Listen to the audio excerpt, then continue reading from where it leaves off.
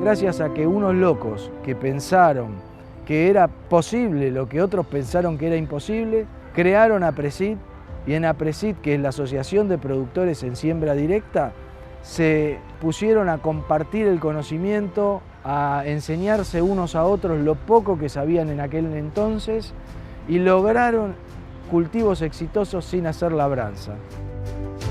Hace 10.000 años empezó la agricultura en la humanidad. Se empezó haciendo con labranzas. Las labranzas son remover la tierra, dar la vuelta y después sembrar. Nosotros llevamos adelante una tecnología de siembra que consiste en no labrar la tierra, solamente sembrar. Y toda la Argentina se transformó en un país líder mundial en mitigación de erosión de los suelos.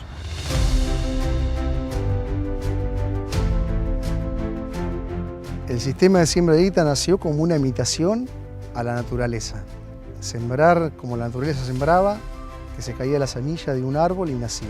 La siembra directa también era difícil, era contraintuitiva, era loca al principio. Tuvimos que cambiar las máquinas, inventar cosas nuevas. La primera sembradora, cuando la estaba fabricando, el productor que llegaba o miraba o preguntaba qué estaba haciendo, yo le decía que era una máquina para la labranza cero, que se llamaba así antes, y me decían no va a andar. Entonces se me ocurrió ponerle no va a andar a la sembradora.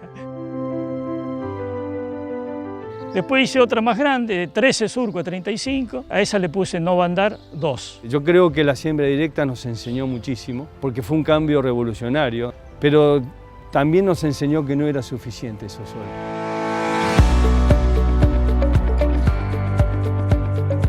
Lamentablemente no hay sistema de la vida que esté sustentado sobre una excesiva simplicidad.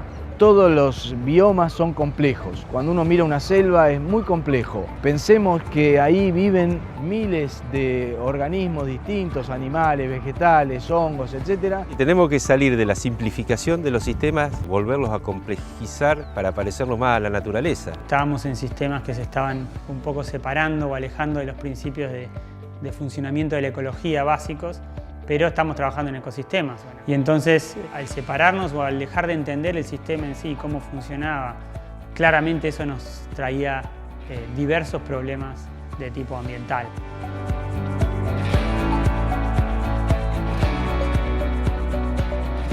¿Hay problemas en la siembra directa? No, hay problemas en la agricultura mal hecha. Antiguamente se pensaba como una práctica habitual y se hacía con maquinaria y labrando la tierra en lo que se llama el barbecho. El barbecho es un periodo previo a la siembra del cultivo donde se mantenía libre de malezas y preparando la tierra para la sembradora. Campos de altísima productividad pasaron a tener grandes áreas inundadas, el agua nos empezó a sobrar. Si un cultivo consume alrededor de 500 milímetros para tener potencial, estoy metiendo en la misma bolsa todo para hacerlo sencillo. En una zona que llueve 1000 milímetros quiere decir que hay 500 milímetros que te sobran, entre comillas. Entonces, por un lado, vos tenías el suelo desnudo, donde tenías posibilidad de que malezas colonicen el lote.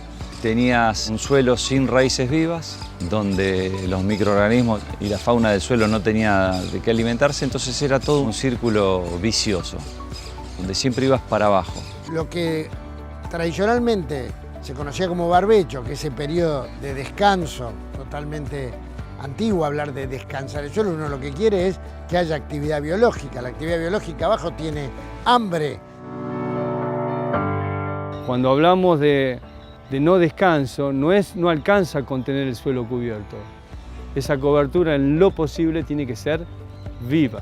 Mantenerse verdes lo más tiempo posible. La agricultura moderna está girando alrededor de ese concepto de una buena cobertura vegetal en los suelos, casi permanente si es posible, porque de esa manera lo que se asegura es una fotosíntesis casi permanente y una captura de carbono. Fijar a través de la fotosíntesis la energía que llega todos los días y que bueno, con los barbechos desnudos la estábamos desaprovechando. Y entonces, ¿dónde está el desafío? Bueno, es cómo armar una estrategia para que el suelo descanse lo menos posible en la medida que el agua me lo permita.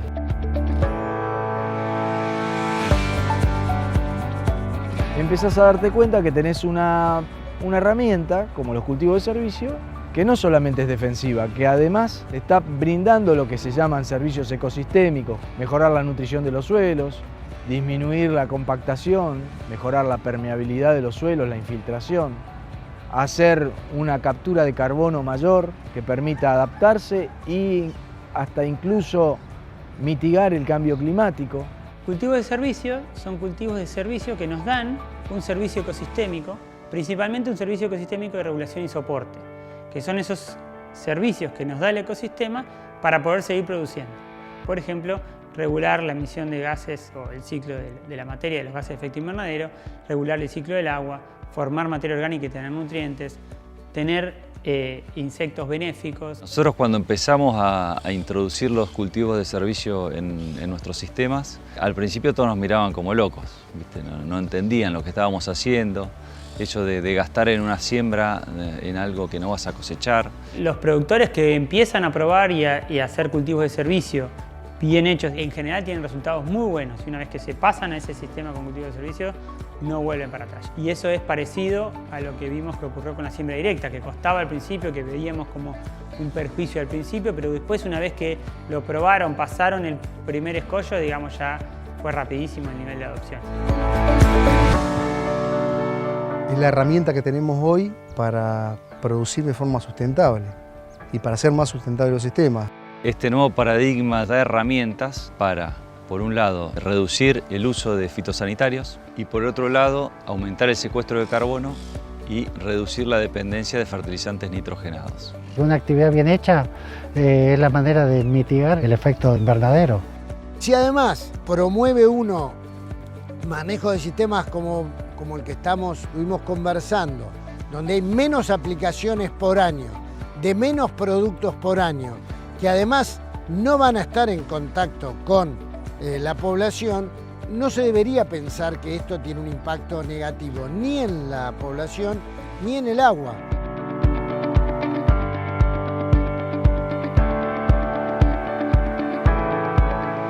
Que hoy el productor no está solamente, digamos, ligado a un comprador que le compra su trigo, su maíz o soja o girasol, sino que está ligado a un conjunto de opiniones, planteos que él mismo se hace con respecto a esos temas y que él va intentando, con lo que se conoce, investigando y ayudando, a dar respuesta a ese diálogo.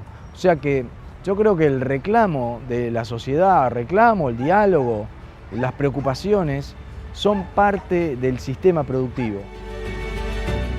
Empieza un componente fuertísimo que es el incorporar en los planteos a la sociedad. Hoy existe quizás una brecha entre lo que piensa la sociedad o lo que siente y lo que hace el productor. Creo que la sociedad de todo el planeta cada vez está tomando más conciencia desde el punto de vista ambiental y desde el punto de vista individual, desde la salud humana.